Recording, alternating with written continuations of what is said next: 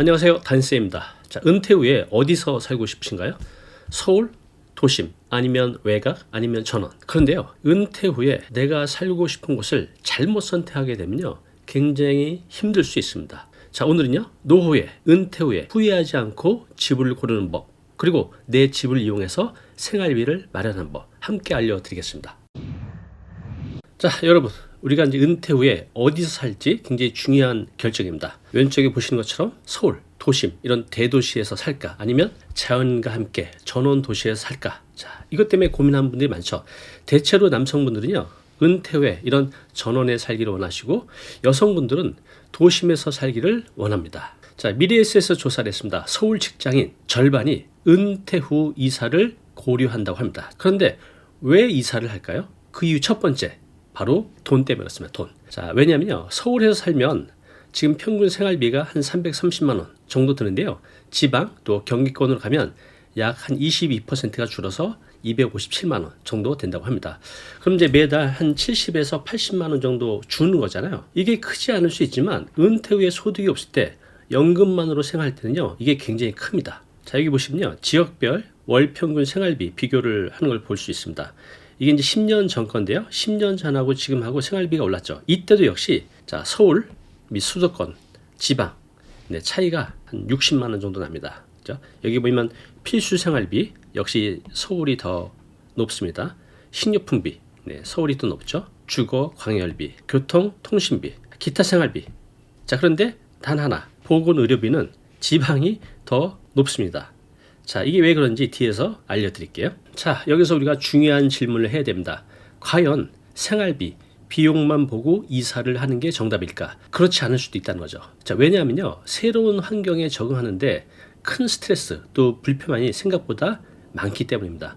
실제로 이제 일본에서도 비슷한 사례가 있었는데요, 시골로 이주했던 노인들이 다시 도시로 리턴하는 경우가 많다고 합니다. 그 이유가 뭘까요? 바로 차 소리 때문이다. 차 소리. 이게 무슨 말일까요? 자, 처음에는 자연 속으로 이사를 옵니다. 자, 새소리, 물소리 들으면서 이제 힐링하며 좋아했는데, 시간이 지나면서 아주 현실적으로 불편한 것들이 생기죠. 자, 어떤 불편함이 있을까요? 병원 자주 가죠. 나이가 들면 병원이 멀어요. 마트도 멀고. 자, 심지어는요, 쓰레기를 버리고 한 1km를 걷는 경우도 있다고 합니다. 자, 그러다 보니 차 소리가 그리워졌다고 합니다. 그래서 다시 보시는 것처럼 도시로 돌아오는 경우가 많다고 합니다. 어때요? 공감이 되시나요? 단순히 생활비를 줄이겠다고 무작정 지방으로 떠나는 것은 위험할 수 있다는 겁니다. 자, 이사는 단순히 집만 옮기는 게 아니라 부부의 삶의 방식 전체를 바꾸는 것이기 때문에 그렇습니다. 자, 여러분들은 은퇴 후에 어디서 살고 싶으신가요? 지금 살고 있는 도시, 서울, 아니면 경기권, 아니면 지방, 아니면 전원주택. 아래 댓글로 여러분들은 어디서 살고 싶으신지 남겨주시기 바랍니다. 자, 그렇다면 둘 중에 하나를 선택해야 되는데 어떻게 하면 될까요? 고민할 필요 없이 균형을 찾으면 됩니다. 생활비를 줄이는 것도 중요하지만 교통 편의성, 또 무엇보다 나이가 들면 병원 접근성, 이런 현실적인 요소를 함께 고려해야 됩니다. 자, 그럼 좀 더 자세히 구체적인 방법을 알아보겠습니다. 여러분들 초품화라는 말 들어보셨죠? 초품화, 초등학교를 품은 아파트의 준말이죠. 자, 그래서 초등학생을 둔 부모들은 역세권보다 초품화를 더 우선시 생각한다고 합니다. 지하철하고 멀어도 아이를 위해서 초등학교 가까운 곳에 산다는 거죠. 그만큼 초등학교를 품은 아파트는 굉장히 중요한 선택지가 됩니다. 자, 그런데 내가 은퇴해서 나이가 들면 가장 중요한 것이 무엇일까요? 바로 병품화입니다. 병원을 품은 아파트. 뉴스기사 한번 보면서 왜 그런지 보겠습니다. 자, 뉴스기사 제목을 한번 보겠습니다. 마지막 내 집은 여기. 여기가 어딜까요? 대학병원을 품은 단지를 말합니다. 가장 중요한 선택지가 됩니다. 은퇴 후 노년에는요. 자, 그래서 요즘에 신문 광고에 분양 광고가 이렇습니다. 상급 종합병원 품은 의세권 아파트. 중년 이후 또 은퇴 후에는 병원을 낀 아파트를 굉장히 중요한 첫 번째 선택지로 보기 때문에 이렇게 광고가 나오고 있습니다. 자, 제목이 이렇습니다. 자, 인근에 대학병원이 있어요? 집을 구할 때 대학병원이 있는지가 첫 번째 우선순위라는 겁니다. 병세권 단지의 관심이라는 뉴스 기사입니다. 자, 지금 보시는 것은 병원 대기실입니다. 자, 나이가 들수록 병원 가는 횟수는 자연스럽게 늘어날 수밖에 없습니다. 일반적인 건강 검진, 또 만성 질환 관리, 또 갑작스러운 응급 상황까지 병원이 가까이 있어야 되죠. 자, 그런데 병원이 멀리 있으면 어떻게 될까요? 병원 갈 때마다 교통비, 시간 많이 들죠. 그래서 좀 전에 보셨던 것처럼 지방으로 가면 다른 비용은 다 주는데 병원비는 드는 게 바로 이것 때문에 그렇습니다.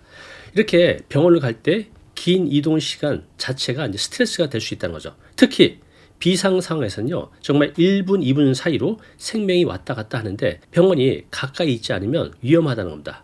그래서 요즘 은퇴자들 사이에서는 병푸마가 최고 우선순위로 다가오고 있습니다. 큰 병원 가까이 살면서 건강 관리도 훨씬 편하게 하고 응급 상황에서도 빠르게 대처할 수 있기 때문입니다. 자, 그러면 우리가 나이가 들면 들수록 병원에 얼마나 자주 갈까 통계를 한번 보여드릴게요. 자, 여기 보면 연령별 외래 환자와 입원 환자를 표로 비교해서 볼 수가 있습니다. 자, 아래로 가면 갈수록 나이가 많아지는 겁니다. 1세부터 80세 이상까지. 저는 이제 여기에 속하네요. 55세에서 59세. 자, 그럼 보면요, 환자 수가 나이가 많으면 많을수록 빠르게 늘어가는 것을 볼 수가 있습니다. 그죠? 요 20대는 12,000명, 55세에서 59세, 제가 속한 요 나이 때는 거의 6만 명, 거의 5배에서 6배 차이를 보여주고 있습니다. 이렇게 20대는 병원 한 번 갈 때 지금 저희 나이 때는 5번, 6번을 간다는 겁니다. 병원 갈 때마다 병원이 멀리 있으면 너무 힘들겠죠? 또 입원 환자도 보시면요, 역시 나이가 많을수록 입원 환자 비율도 점점 늘어나는 것을 볼 수 있습니다. 내가 입원해서 병원에 있는데 내 아내가 또 내 남편이 내 자식이 저 지방에 있다면 찾아가기가 굉장히 힘들겠죠. 이것 때문에 나이가 드신 분들은 병원을 푸는 아파트, 병세권을 굉장히 중요하게 생각하는 겁니다. 자, 여기 어딜까요? 지도 보시면 아실 겁니다. 자, 마곡이죠. 강서구에 있는 마곡. 자, 여기 마곡역이 있는데 마곡역 위쪽에 VL 루이스트라고 있습니다. 내년 10월 입주 예정이에요. 자, 여기서 보시면 발산역이 있죠. 발산역 5번 출구 앞에 이대 서울병원이 있습니다. 자, 요 둘이 아주 가까워졌습니다. 협력을 했어요. 어떻게 협력을 했을까요? 요 단지 분들하고 이대 서울병원하고 협력을 해서 입주민 전용 의료 서비스를 제공한다고 합니다. 자, 뉴스 기사 하나 볼까요? 자, 마곡에 있는 좀 전에 보셨던 VL 루이스트 입주자를 위해서 의료 서비스를 제공한다고 합니다. 누가? 이대 의료원과 협력해서. 자, 이렇게 병원이 가까이 있으면 어떤 점이 좋을까요? 당연히 병원에 자주 가게 될 때 훨씬 쉬워집니다. 내 건강 관리를 더 잘할 수 있다는 거죠. 또 응급 상황에서도 빠르게 도움을 받을 수 있다는 거. 이거 너무 중요하죠. 그리고 이 병원 주변에는 교통과 상업시설이 잘 갖춰져 있기 때문에 생활 자체가 편리합니다. 그래서 노후에, 은퇴 후의 선택지 1위가 바로 병세권이 된 겁니다. 자, 결국 이 병푸마, 병원을 품은 아파트는요, 단순히 집의 위치가 아니라 삶의 질을 좌지우지하는 굉장히 중요한 요소가 되었습니다. 특히 이제 은퇴 후 건강 관리가 삶의 중심이 되잖아요. 다들 그렇게 생각합니다. 그래서 집을 고를 때 주변에 병원이 있는가, 이것이 굉장히 중요한 선택지가 됐습니다. 자, 그렇다면 어떤 지역에 이런 병푸마가 많을까요? 그리고 또 실제로 이사할 때 어떤 점을 고려해야 될까요? 알아보겠습니다. 자, 일본 피넬 연구소에서 조사를 했습니다. 지방으로 이주한 사람들 60대 중에 얼마나 만족했을까? 무려 76%가 만족했다고 합니다. 우리나라는 한 50%가 좀 넘거든요. 일본은 우리나라보다 좀 높게 지방으로 이주하신 분들 중에서 76%가 만족을 했다고 합니다. 자, 이들이 가장 만족한 이유 첫 번째가 뭘까? 1위. 바로 생활비 절감입니다. 생활비 절감. 거의 절반 정도가 생활비가 줄었기 때문에 만족한다라는 거죠. 지방에서는요, 집값 또 생활비가 대도시에 비해서 많이 낮죠. 좀 전에 보셨던 것처럼. 그래서 은퇴 후에 경제적 부담을 줄이는데 크게 도움이 됐다고 합니다. 자, 그럼 여기서 보면 중요한 질문이 있습니다. 나머지 34%는 다시 돌아온 겁니다. 도시로. 왜 돌아왔을까요? 자, 여기 보시면 왼쪽 분은 울상입니다. 또 오른쪽에 있는 분들은 미소를 짓고 있어요. 자, 이분은요, 은퇴 후에 본인이 원하는 시골로 내려갔습니다. 처음엔 좋았죠. 보신 것처럼 공기도 좋고 또 생활비도 적게 들었으니까요. 그런데 시간이 지나자 이제 문제가 발생이 됐습니다. 내가 생각만 했지 실제로 내가 경험하면서 불편한 것들, 병원이 멀어서 검진받기가 너무 힘들었다고 합니다. 또 대중교통이 불편해서 차 없이는 내가 원하는 곳에 쉽게 갈 수 없는 거죠. 그래서 결국 이 A씨는 도시로 돌아왔다고 합니다. 자, 반면 오른쪽은요, 서울에 사시다가 경기도 외곽으로 이사를 했습니다. 서울보다 생활비가 훨씬 더 저렴하지만 교통도 편리하고 병원도 가까이 있기 때문에 사는데 크게 불편함이 없었다고 합니다. 그래서 생활비와 편리함을 모두 잡았기 때문에 만족스러운 노후를 보내고 있다고 합니다. 자, 여기 보시면요. 요 왼쪽은 은퇴 전 가구가 예상하는, 그러니까 아직 은퇴를 하지 않았는데 예상하는 노후 거주지, 어떤 것들이 있어야 되는지 인프라에 대해서 한번 생각해 본 거고요. 오른쪽은 실제로 은퇴를 해서 살고 있는 분들의 이야기입니다. 첫 번째가 내가 은퇴를 하기 전이나 은퇴해서 살고 있는 분이나 가장 중요하게 생각하는 것이 뭐죠? 네, 의료시설 잘 갖추은 곳이 바로 1입니다. 월등히 높죠. 두 번째가 마트, 쇼핑시설. 세 번째가 교통입니다. 자, 이거 보시면 거의 똑같아요. 내가 살기 전이나 살고 있는 분이나 똑같이 1위 의료시설, 2위 마트, 쇼핑밀, 편의시설, 세 번째 교통이 우수한 곳. 자, 그런데 아주 특이한 게 있어요. 자, 은퇴 전에 예상하는 노후 거주 인프라 중에서 은퇴 전 거주지에서 계속 산다는 분들은 거의 없었어요. 0.1%. 그런데 실제로 보면요. 현실은 42.6%. 거의 절반이 본인이 살던 곳에서 계속 살고 있습니다. 굉장히 의외죠. 큰 차이를 보이고 있습니다. 자, 그러면 우리가 이런 전원과 또 도심의 주택 어디를 선택해야 될까요? 중요한 것은요. 바로 균형입니다. 균형.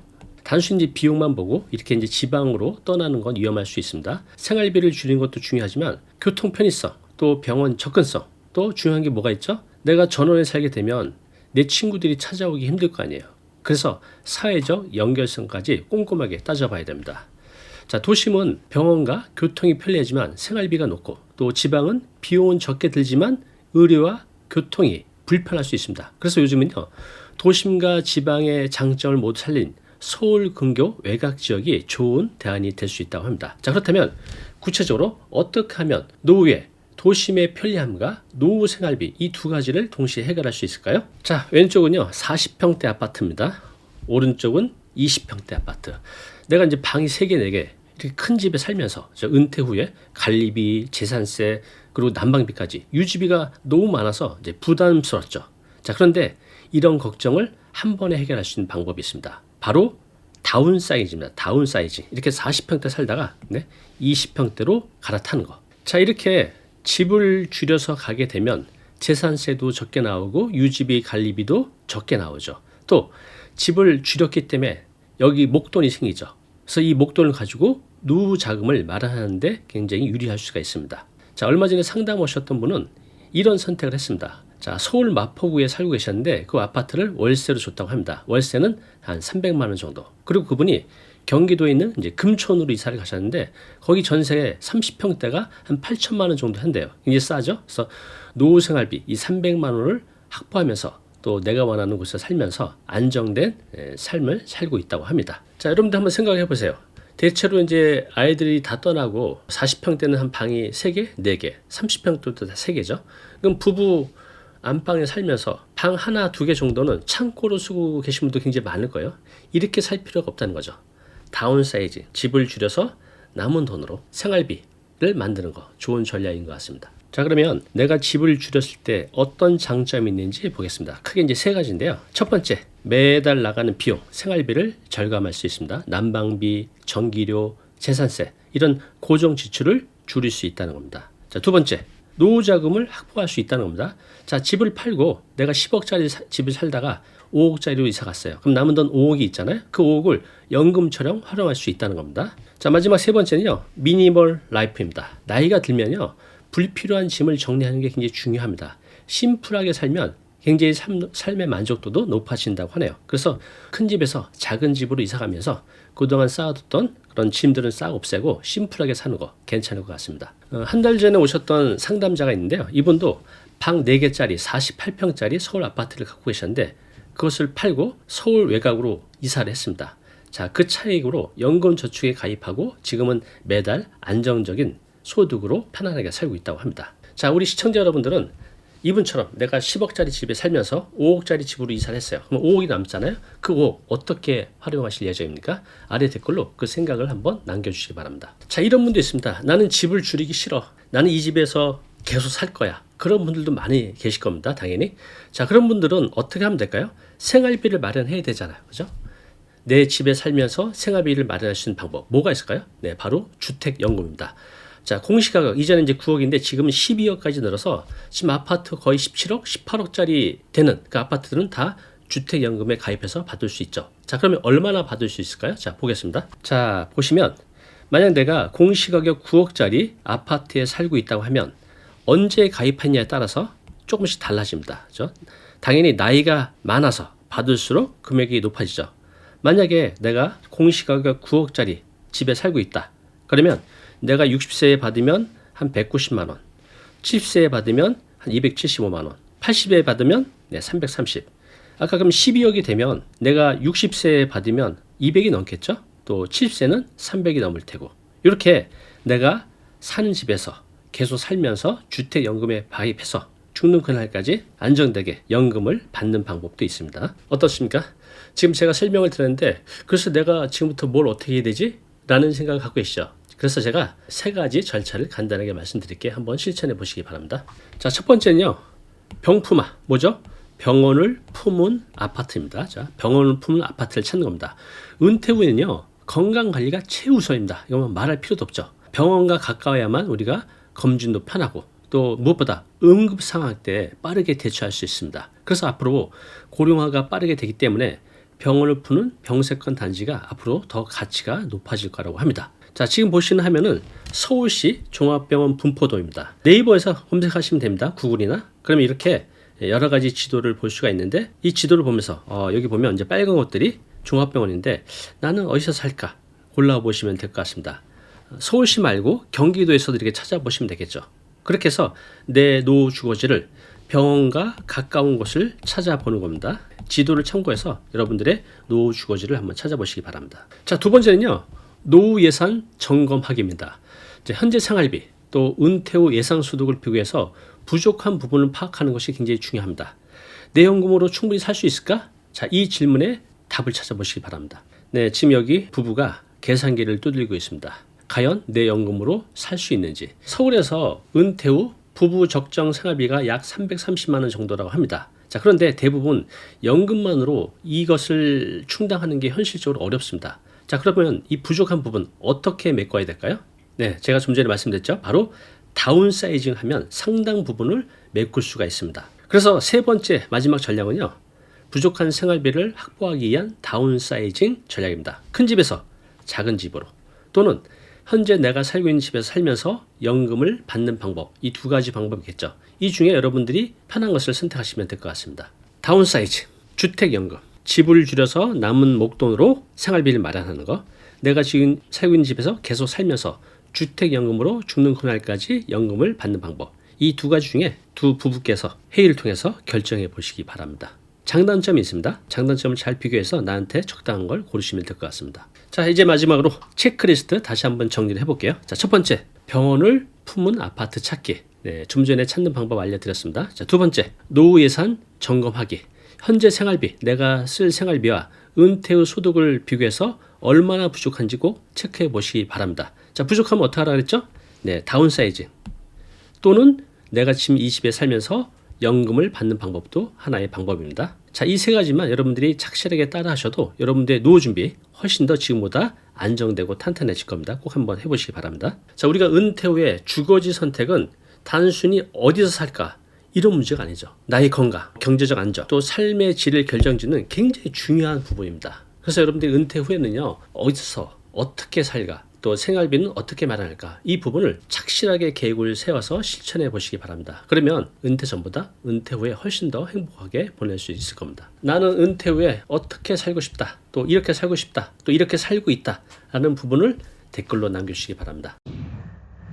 안녕하세요, 단쌤입니다. 제가 지금 50대인데 50대에 현금 자산 한 3억 정도 갖고 있으면 괜찮은 걸까? 이런 질문 한 번쯤 해보셨을 겁니다. 자, 오늘은요, 연령대별로 금융자산을 비교해 드릴게요. 여러분의 수준이 지금 어느 정도인지. 그래서 효과적인 자산 리모델링을 통해서 지금보다 훨씬 더 나은 삶을 만들 수 있는 방법도 알려드리겠습니다. 오늘 영상 꼭 보시기 바랍니다. 자, 뉴스 기사 좀 보겠습니다. 똘똘한 집 한 채 깔고 앉으면 노후 쪼달린다. 이거 어떤 의미인지 아시죠? 네, 이런 분들이 안타깝게도 너무 많습니다. 특히 나이가 많이 드신 60대, 70대, 80대 분들이 비싼 집에 살면서 굉장히 힘들게 사시는 분들이 많다는 겁니다. 자, 40대, 50대 부동산 가격이 폭등하면서 연끌 세대들이 많아졌죠.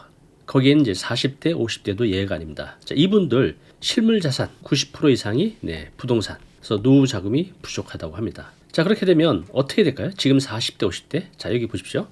지금 이제 40대, 50대 자산이 부동산에 집중된 것으로 나타났다. 부채도 이들에게 집중됐다. 향후 자녀 지원을 위한 목돈과 생활비가 부족한 상당수가 60세 이후에도 계속 일을 할 것으로 전망된다라는 얘기입니다. 자, 지금 40대, 50대 분들 굉장히 열심히 사시죠. 모은 돈으로 또 연끌해서 또 대출까지 내서 부동산에 투자를 하신 분들, 이게 이제 좋은 결과를 낼 수 있지만 이게 잘못되면 은퇴 후에 현금 흐름을 아주 단절시키는 굉장히 큰 위험이 있습니다. 자, 그러면 지금부터 여러분들이 궁금하시는 연령대별로 금융자산 현황을 말씀드릴게요. 여러분들은 자신이 어디쯤 위치해 있는지 한번 맞춰보시기 바랍니다. 부동산을 포함한 전체 자산이 아니라 금융자산만 비교를 해보는 겁니다. 자, 먼저 50대 가구 금융자산 중앙값 얼마나 될까? 자, 여기서 이제 중앙값이라는 얘기가 나오는데요. 이건 뭐냐면 사람들을 딱 줄 섰을 때 딱 중간에 서 있는 사람 재산을 말합니다. 자, 예를 들어서 50대 사람이 자 100명 있어요. 1번부터 100명까지. 그러면 이 딱 중간 50등이죠. 이분이 중앙값이에요. 그러면 50을 기준으로 요거보다 아래쪽은 더 낮을 것이고 저 위쪽은 더 높겠죠. 자, 요 50등에 있는 분이 얼마일까요?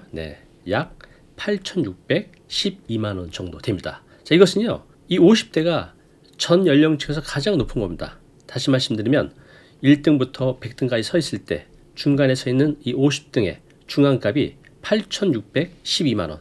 그런데 이것은 20대, 30대, 40대, 60대보다 더 많은 가장 높은 수치입니다. 자, 여기서 또 우리가 봐야 될 것이 있는데요. 좀 전에 보신 것은 이제 중간값이고, 자, 50대 가구 금융자산 평균값 얼마나 될까요? 아까는 이제 중간값이고 이제 평균값이라는 말이 나왔습니다. 이건 뭘까요? 모든 사람의 자산을 다 더한 다음에 그 숫자를 사람 숫자로 나눈 것입니다. 그죠? 이해되시죠? 그런데 이 평균값은 부자들이 많으면, 돈을 갖고 있는 부자들이 많으면 그 일부라 할지라도 이 평균값이 올라갈 수 있겠죠. 자, 예를 들어서 몇몇 사람들이 1,000억, 1조를 갖고 있다고 해볼게요. 그러면 평균값이 많이 올라갑니다. 자, 어쨌든 지금 우리나라 50대 가구 금융자산 평균값 얼마나 될까요?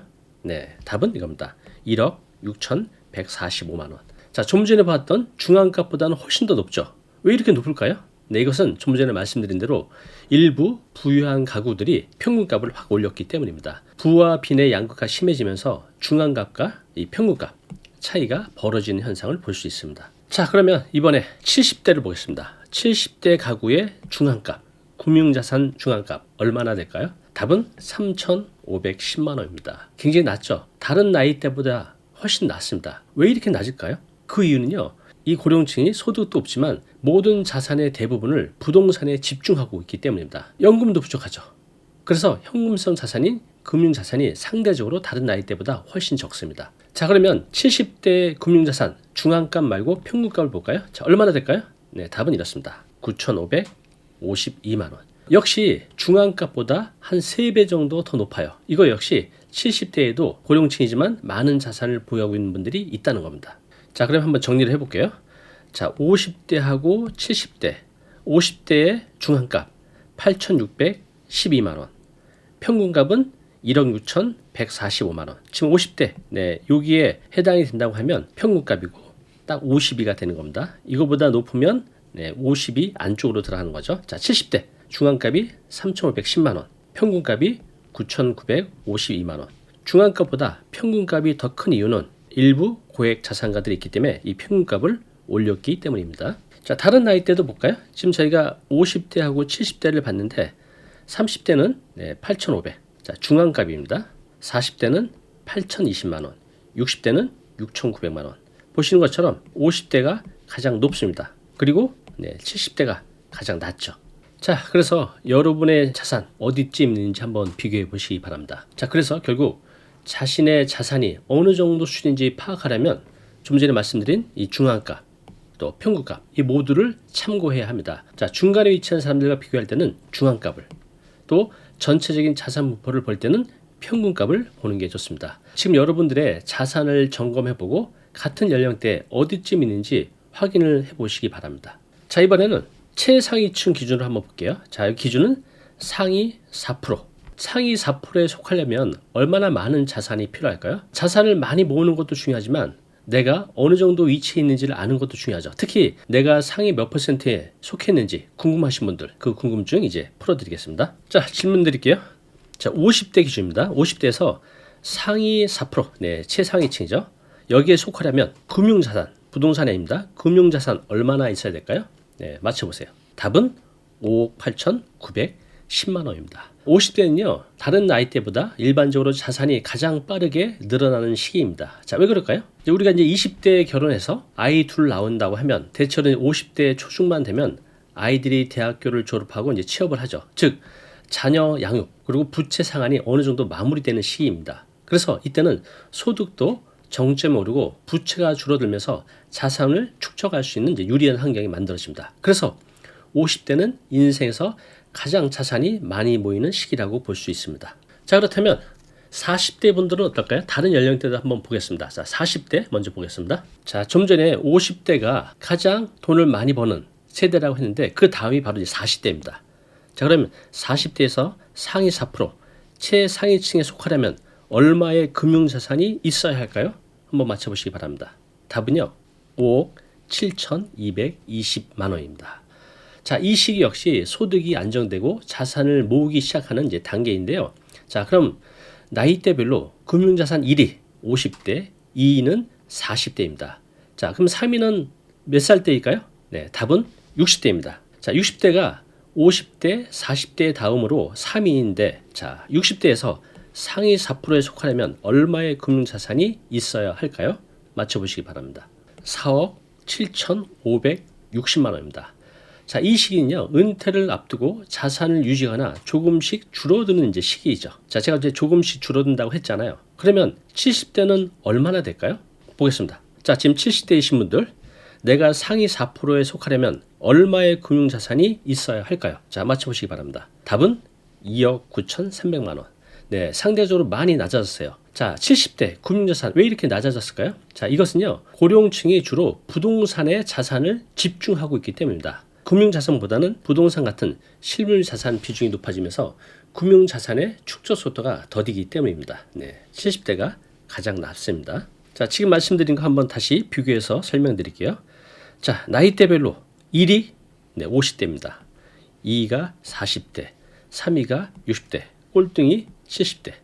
자, 금융자산 내가 상위 4%에 들어가려면 하면 50대는 5억 8천, 40대는 5억 7천, 60대는 4억 7천, 70대는 2억 9천. 금융자산이 이 정도가 있으면 내가 상위 4%에 들어가는 겁니다.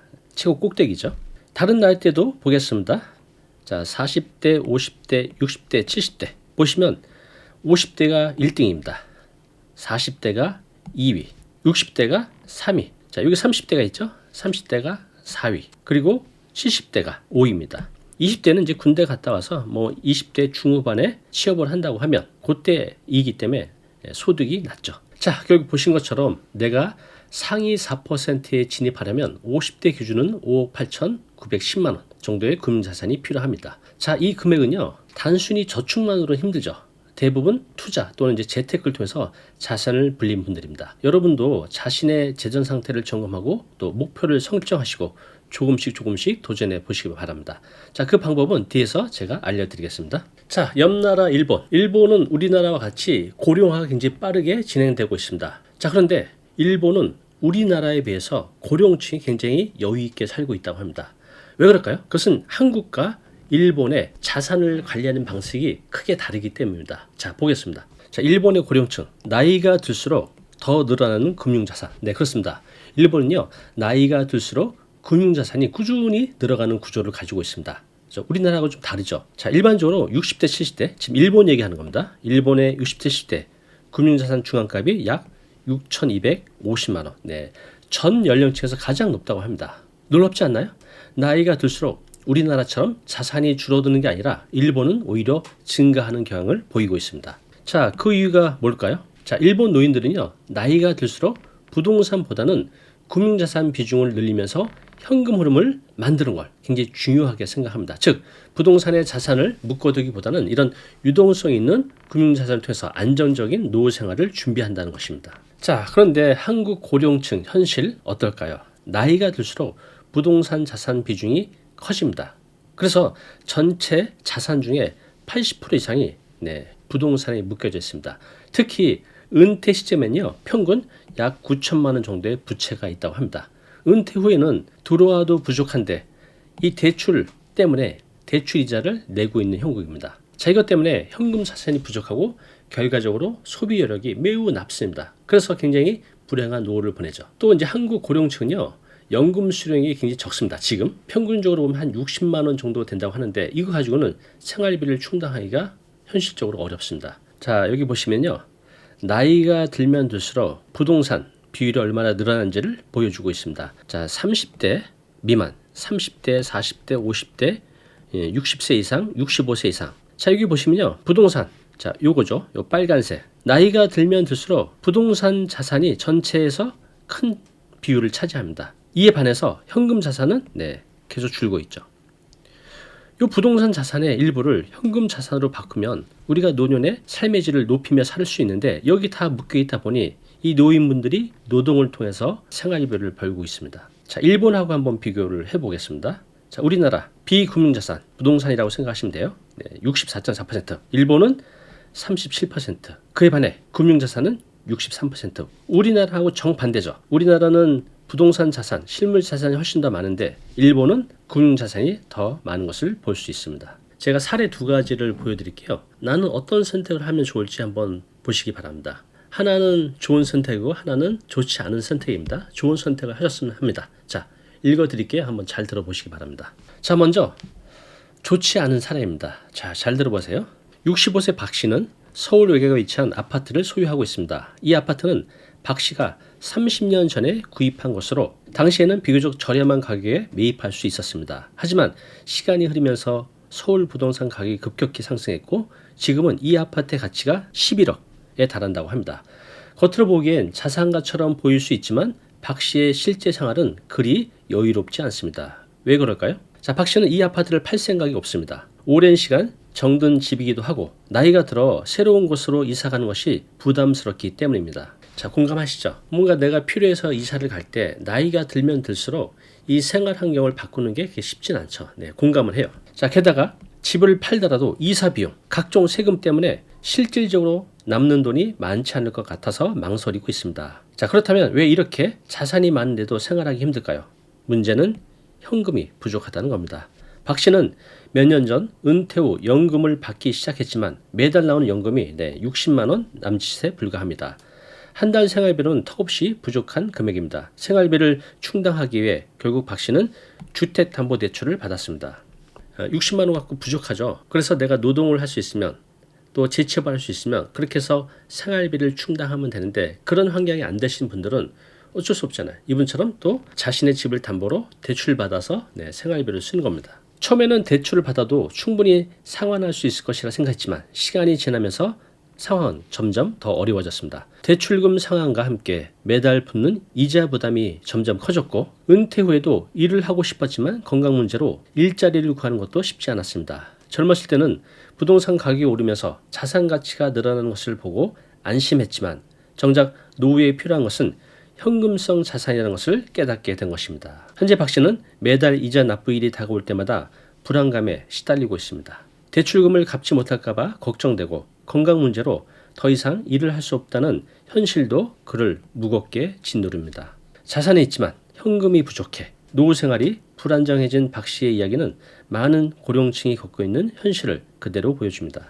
자, 어떻습니까? 들어보시면 답답하시죠? 아니, 저 부동산 팔아서 좀 작은 데를 이사해서 남은 걸로 생활비 쓰면 되는데 왜 이렇게 힘들게 살지? 라고 생각하시는 분들이 많으실 텐데 의외로 이런 분들이 너무너무 많다는 겁니다. 자, 그러면 이와 반대된 바람직한 사례 하나 읽어드릴게요. 여러분도 이분처럼 하셨으면 좋겠습니다. 자, 읽어보겠습니다. 자, 68세이시네요. 자, 이분은요, 서울 도심에 위치한 40평대 아파트에서 오랜 시간 살아왔습니다. 자녀들이 모두 독립하고 나니 넓은 집이 더 이상 필요하지 않다는 생각이 들기 시작했습니다. 그렇죠. 이제 자녀 독립하고 나면 둘이서 사는 거잖아요. 크죠. 자, 처음에는 익숙한 공간을 떠나는 것이 망설여졌지만 시간이 지나면서 관리비와 유지비가 점점 부담스럽게 느껴졌습니다. 자, 유지비 뭐죠?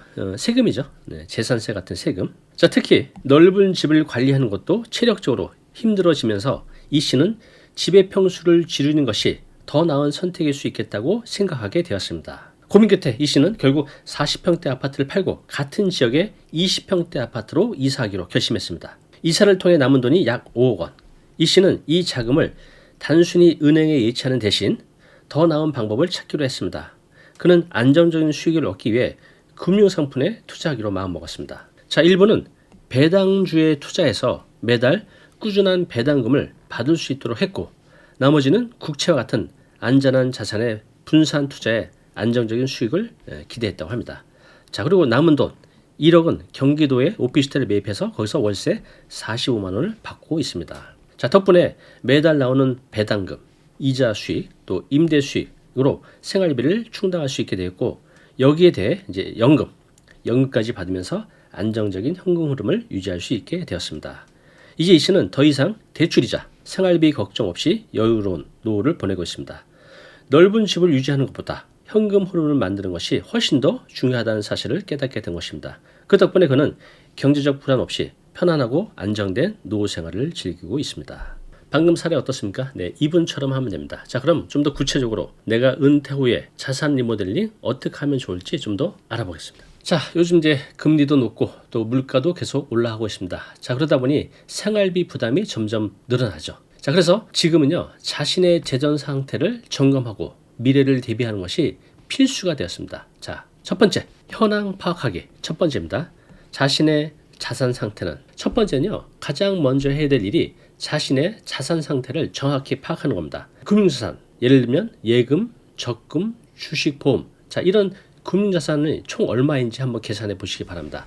현재 내가 가진 자산이 어느 정도인지 명확히 알아야 계획을 세울 수 있으니까요. 자, 중요한 것은요, 연령대별 중앙값을 한번 참고해 보는 겁니다. 자, 예를 들어서 50대 금융자산 중앙값 얼마였죠? 네, 8,612만 원.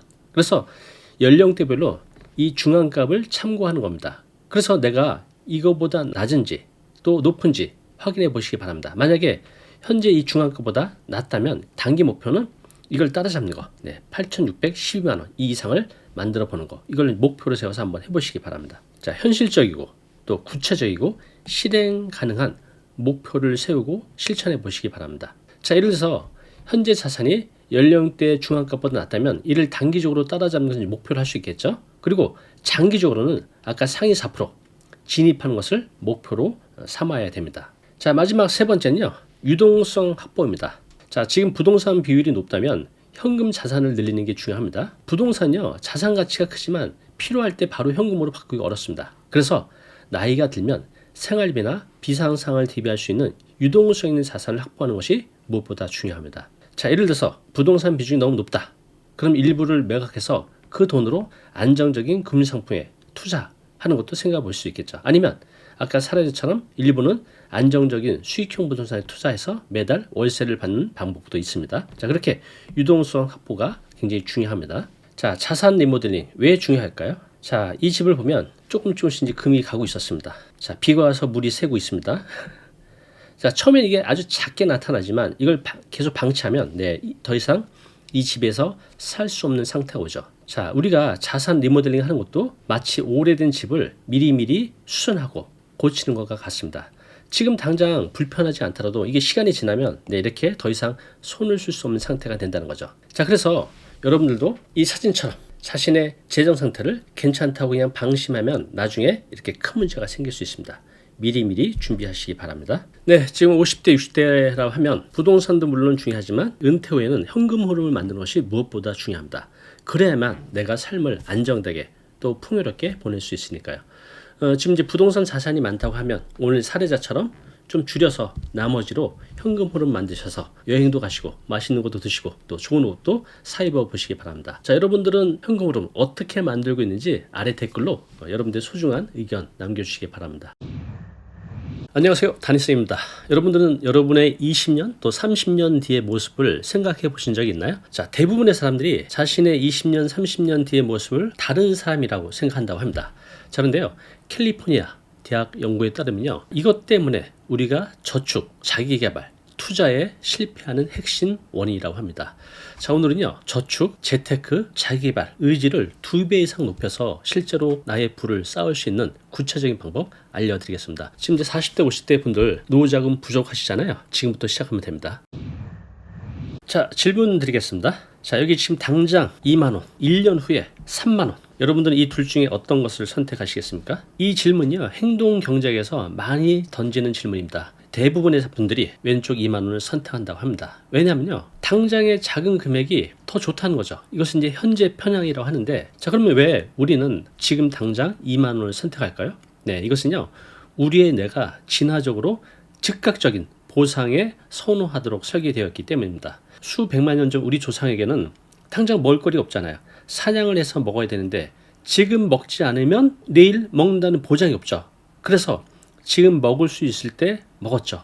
자, 그것이 우리 유전자에 박혀져 있습니다. 이것을 현재 편향이라고 하는데, 근데 이것 때문에 우리가 더 나은 미래를 위해서 자기개발을 한다든가 저축을 한다든가 투자를 한다든가 이런 행동을 잘 못하는 거죠. 자, 어떻게 하면 나의 미래의 부와 또 성장을 맞는 이 현재 편향을 극복하고 저축도 더 많이 하고 또 재테크도 더 열심히 하고 또 자기개발을 2배 이상 더 할 수 있을까요? 자, 이 모든 것은 우리의 의지 그리고 그에 따른 이제 행동의 문제죠. 근데 이걸 안 하니까 우리는 얼마든지 더 발전할 수 있고 더 돈을 모을 수 있는데 못하고 있는 거죠. 자, 그 방법 알려드리겠습니다. 이 스마트폰 한 대만 있으시면 됩니다. 여기 보시면 동일 인물이에요. 자, 여기 보면 아주 20대 꽃미남 젊은 남자 분이 계십니다. 스마트폰으로 필터가 있거든요. 늙은 필터 또 노년 필터를 사용하면 나의 미래를 이렇게 볼 수 있습니다. 나의 20년 뒤, 30년 뒤, 40년 뒤를.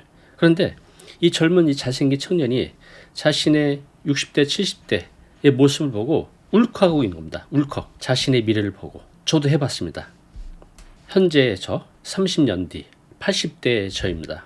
저도 이걸 보는 순간 굉장히 많은 생각이 들었어요. 감정적으로. 자, 이것이 왜 중요할까요? 자, 지금 보여드린 나의 미래 20년 뒤, 30년 뒤를 보는 것만으로도 여러분들의 저축, 자기개발, 투자 의지를 올리는 것뿐만 아니라 실제로 행동을 옮겨서 지금보다 훨씬 더 좋은 미래를 만들 수 있다고 합니다. 거짓말 같나요? 썸네일 보고 무슨 또 억울해 이렇게 생각하시는 분들이 있을 텐데요. 아닙니다. 100% 진실이에요. 자, 캘리포니아 대학에서 연구한 내용인데요. 한번 보겠습니다. 자, 캘리포니아 경영대학원의 할 허시필드 교수님이 연구팀과 함께 2011년도에 발표한 게 있습니다. 미래의 나와의 연결이 저축 행동에 미치는 영향을 탐구했습니다. 자, 이 연구에서는요, 사람들에게 아까 보여드렸던 것처럼 자신의 노년의 모습을 보여주고 저축률이 얼마나 높아지는지를 실험했습니다. 자, 실험 방법은 이랬습니다. 좀 전에 저도 30년 뒤에 제 노년을 봤듯이 본인의 노년의 모습을 보여줬습니다. 자, 그러고 난 뒤에 $1,000를 주고 아래 4가지 중에 어떤 것을 하겠습니까? 라고 여쭤봤어요. 그런데 자신의 노년을 보여주지 않는 사람들은 대부분 어디에 썼을까요?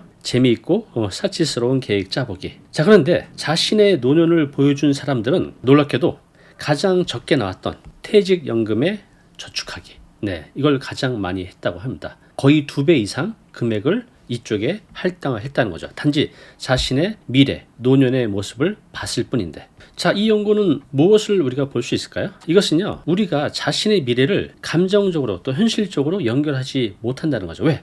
상상력, 또 믿음의 부족 때문에. 그런데 허시필드 교수는요, 자신의 미래를 보게 되면 구체적으로 자신의 미래를 상상하기 시작한다는 거죠. 자, 그로 인해서 현재, 먼 미래 사이의 균형을 맞추려고 노력을 한다고 합니다. 자신의 노년을 본 사람들은 저축률 부분만 봐도 2배 이상 더 많이 저축을 하는 선택을 했다는 거죠. 자, 그러면 다른 부분에서도 이런 효과가 있을까요? 보시는 것처럼 미래의 얼굴을 보는 것이 단순히 저축을 넘어서 다른 재무 결정에도 도움이 될까요? 네. 예를 들어서 보험 설계, 미래에 대해서 별로 생각하지 않았다가 자신의 노년의 모습을 본 순간 더 많은 보험 설계를 한다는 거죠. 또 투자도 단기보다는 장기 투자의 관점을 가지고 투자를 하고, 건강관리 이렇게 신경 쓰지 않았던 분들도 미래의 내 모습을 보며 운동을 해야겠다라는 동기부여가 생긴다고 합니다. 또 60대 이후 나는 어떤 일을 하고 있을까? 그래서 은퇴 후 제2의 인생 준비를 더 많이 한다는 거죠. 네, 그것을 보여줬을 뿐인데, 이렇게 우리가 저것을 한 달에 한 번 내지는 한 주에 한 번만 봐도 이전에 하지 않았던 이런 의미 있는 행동들을 함으로써 나의 미래를 2배 이상 더 좋게 만들 수 있다는 겁니다. 사람은 고쳐 쓰지 않는다는 말이 있잖아요. 네, 안 바뀝니다. 그래서 우리는 이전에 해왔던 습관대로 패턴대로 생활하게 되죠. 그런데 이 사진을 하나 보여줬을 뿐인데 자신의 노년을 어떻게 싹 바뀔 수 있을까요? 네, 그 이유가 있습니다. 자, 좀 전에 이 젊은 청년, 잘생긴 청년이 자신의 노년의 모습을 보고 울컥하고 있습니다. 감정적으로, 미래의 나와 감정적으로 연결이 되었다는 뜻입니다. 자, 여기 보면 자신의 노년의 모습을 바라보면서 아, 저게 정말 나구나. 이렇게 이제 감정적으로 연결이 되는 거죠. 상상만 하던 미래의 내 모습이 내 눈앞에 딱 나타나면 어떨까요? 마치 타임머신을 타고 미래의 나를 직접 만나는 것처럼 느껴질 거예요. 자, 그래서 지금까지는 나중에 나는 그저 흐릿한 상상 속의 누구였지만 이걸 보는 순간 아, 저게 바로 나구나 하는 이제 깊은 울림이 온다고 합니다. 그래서 이 순간 감정적으로 연결이 돼서 우리가 행동을 하게 된다는 거죠. 의미 있는 행동을. 우리가 모든 행동은 내 감정이 동해야만 행동을 하게 되잖아요. 그래서 그동안 읽지 않았던 책을 읽게 되고 건강을 위해서 열심히 운동을 한다든가 그동안은 재테크에 관심이 없었는데 재테크에 관심을 가지고 공부를 하고 또 실제로 투자를 하고 소비를 줄이고 더 많은 저축을 하고 네, 이게 바로 미래의 나와 감정적으로 연결되었기 때문에 우리 인간이 바뀔 수 있다는 겁니다. 내가 바뀔 수 있다는 거죠. 자, 두 번째는요. 현실감의 증가입니다. 미래의 나를 보게 되면 시간이 이렇게 빨리 가는구나. 그죠? 여러분들 그거 느끼시잖아요. 자, 그런데 20대에게 60대는 정말 먼 나라 이웃 나라 얘기예요. 나한테 오지 않을 세상, 오지 않을 미래. 아득한 미래처럼 느껴지죠. 그래서 저도 그랬지만 대체로 자신의 미래에 투자를 많이 안 하죠. 또 50대에게도 우리가 매일 뭐 은퇴 준비, 노후 준비 해야 된다고 하지만 네, 피부에 와닿지 않죠. 나에게 80대 노년이 그냥 뭐 나중에 생각할 일 이 정도로 미뤄두기 쉽다는 겁니다. 그런데 자신의 노년의 모습을 바라보게 되면 아버지가 지금의 나였구나. 이제 이런 생각이 훅 들어오게 된다는 거죠. 그리고 지하철에서 마주하는 그 어르신들이 그냥 예전에는 지나쳤지만 이제는 아, 나도 곧 저런 모습이 되겠구나. 더 이상 남의 얘기가 아니구나. 이렇게 느껴지게 된다는 거죠. 바로 자신의 20년, 30대의 모습을 지금 느낄 수 있다는 그 현실감. 그래서 이것 때문에 그동안 하지 않았던 재테크를 하게 되고 운동을 하게 되고 더 많이 저축을 하게 된다는 겁니다. 자, 세 번째는요. 공감입니다. 매우 중요하죠. 여기 지금 이 50대 남자분이 자신의 80대 미래를 보고 의미심장한 얼굴을 하고 있죠. 미래의 나를 위해서 지금 무언가를 해야겠다. 자, 이런 이제 공감이 형성이 되는 겁니다. 미래의 나에게 고생시키기 싫다. 저 나이에는 내가 지금 열심히 일해서 여유롭게 살게 하고 싶다. 그래서 오늘 소비를 좀 덜하고 더 많이 저축하고 자기계발을 열심히 해서 더 능력을 키우고 또 미래를 위해서 열심히 재테크를 하고 이런 변화가 시작된다고 합니다. 네, 이해되셨죠? 스마트폰으로 나의 미래를 보는 그 행위 한 번만으로도 나를 싹 바꿀 수가 있어요. 지금보다 최소 2배 이상 더 좋게 만들 수 있다는 거죠. 왜? 감정적으로 연결이 되고 현실감이 증가하고 공감이 형성되기 때문에 이전에 하지 않았던 의미 있는 행동들을 실천해 간다는 거죠. 그 실천이 누적이 되면 행동이 누적이 되면 이게 습관이 되고 이 습관이 되면 내 미래가 2배가 아니라 뭐 20배도 좋아질 수 있다는 겁니다. 자, 그러면 여러분들의 미래를 2배 이상 더 좋게 만들어 드리기 위해서 실천 전략 알려드리겠습니다. 한번 해보시기 바랍니다. 자, 일단요, 여러분들이 미래를 만나야 돼요. 여러분들이 20년, 30년 뒤에 자신의 노년의 모습을 확인을 해야 돼요. 자, 스마트폰 앱을 보면요, 노년 어플들이 많이 있거든요. 그걸 다운받아서 보시기 바랍니다. 좀 전에 보였던 제 사진은 틱톡에 가면 틱톡 깔려있으신 분들은 그 노년 필터로 자신을 볼 수가 있어요. 자, 거기서 자신의 20년, 30년 뒤의 모습을 확인해 보시기 바랍니다. 그리고 내 PC에, 내 스마트폰에 저장해 놓고 수시로 보시면 됩니다. 자, 그렇게 매주 한번 미래의 나와 데이트를 하는 겁니다. 나의 70대, 80대. 자, 그리고 이렇게 말을 하는 겁니다. 안녕, 미래의 나야? 잘 지내고 있니? 이렇게 내 미래의 모습과 대화를 나눠보시기 바랍니다. 나의 미래를 위해서 내가 지금 뭘 해주면 좋을까? 자, 이렇게 질문하다 보면 차라리 저축을 하자. 목돈을 모아서 재테크를 하자. 늦잠을 자려다가 일어나서 책을 읽자. 운동을 하자. 이런 이제 의미 있는 행동을 하게 된다는 겁니다. 두 번째, 미래의 나와 진심 어린 대화하기. 매일은 필요 없고요. 일주일에 한 번이면 족하다고 합니다. 매일 일주일에 한 번씩 저녁에 미래의 나에게 편지를 한번 써보는 겁니다. 예를 들어서 2050년 나에게, 자, 이번 주에는 나의 미래를 위해서, 내가 행복하기 위해서 나는 이런 일을 했어. 이렇게 친구한테 쓰는 것처럼 얘기를 하는 겁니다. 미래의 나를 위해서 내가 지금 오늘 이런 일을 했어. 이렇게. 또 나의 버킷리스트 만들기. 나의 60세 70세는 나는 어떤 모습이었으면 좋을까? 또 나는 은퇴하고 나서 꼭 하고 싶은 일이 있어. 그런 버킷리스트를 이제 만들어 두는 거죠. 구체적이면 좋습니다. 그래서 파리 야경 보며 와인 한잔 하기, 취미생활로 정원 가꾸기, 이렇게 내가 하고 싶었던 일들에 대한 버킷리스트를 만들어 보시는 겁니다. 그리고 하나씩 하나씩 이뤄가는 겁니다. 나의 미래를 보게 되면 이런 것들을 이룰 확률이 더 높아진다는 겁니다. 자, 이렇게 매주 한 번씩 보면서 미래의 나를 위한 실천 플랜을 짜는 겁니다. 자, 은퇴 자금 얼마나 필요할까? 나의 미래를 보는 순간 이런 거 별로 생각 안 하다가 심각하게 생각을 하시게 될 거예요. 저 나이 때 내가 얼마나 필요할까? 지금 부족하다면 재테크를 해야죠. 또 저축을 해야죠. 그럼 저축을 얼마나 할까? 또 재테크는 무엇을 언제 어떻게 할까? 돈이 없다면 더 오래 일하고 더 많이 벌어야 되잖아요. 그래서 자기 앱을 위해서 나는 무엇을 언제 어떻게 할까? 자, 이런 행동이 구체적으로 나올 수 있다는 겁니다. 자, 욜로족 많이 들어보셨죠? 자, 인생은 한 번뿐이다. 그러니 현재를 즐기면서 살자라는 욜로족들이 많이 있었습니다. 자, 그런데요, 우리의 노후의 삶, 그죠? 만약 내가 50에 은퇴를 하면 100세 시대에 나머지 50년. 우리 노후는요, 너무나 길어요. 굉장히 긴 시간이죠. 오늘의 작은 저축, 또 투자, 또 재테크, 이런 것들이 나의 미래에 큰 선물이 될 수 있다는 거죠. 그래서 진정한 욜로는요, 인생 전체를 바라보고 살아가는 게 진정한 욜로가 아닌가 생각이 듭니다. 오늘 시작하는 작은 변화가 여러분들의 10년, 20년, 30년 뒤에 큰 선물로 다가올 수 있습니다. 우리 시청자 여러분들은 자신의 노후를 위해서 지금 무엇을 준비하고 있나요? 자, 여러분들의 생각, 지금 하고 있는 실천들을 아래 댓글로 남겨주시기 바랍니다. 자, 오늘 내용 너무 중요한 내용이죠. 영상 보고 나면 잊혀지잖아요. 자, 자료 무료로 제공하고 있습니다. 이 자료, 요거 받고 싶은 분들은요, 아래 링크로 신청하시면 됩니다.